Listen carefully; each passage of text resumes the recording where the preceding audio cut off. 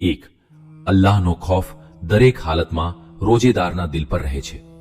એ જ કારણ છે કે તે એકલો હોય તો પણ એવું કોઈ કામ નથી કરતો જે અલ્લાહની નારાજગીનું કારણ બને. 2, રોજેદારના અંદર સબર અને બરદાસ્ત તેમજ નફ્સ પર કાબુ મેળવવાના ગુણો પેદા થાય છે. ગાળો કે દુર્વ્યવહારના જવાબમાં તે માત્ર એટલું જ કહે છે, હું રોજેદાર છું, અને ચૂપ રહી જાય છે.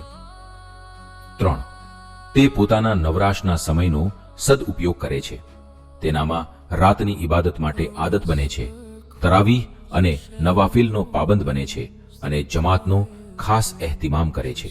4, તેની અંદર ઇબાદત પ્રત્યે ખાસ લગાવ પેદા થાય છે.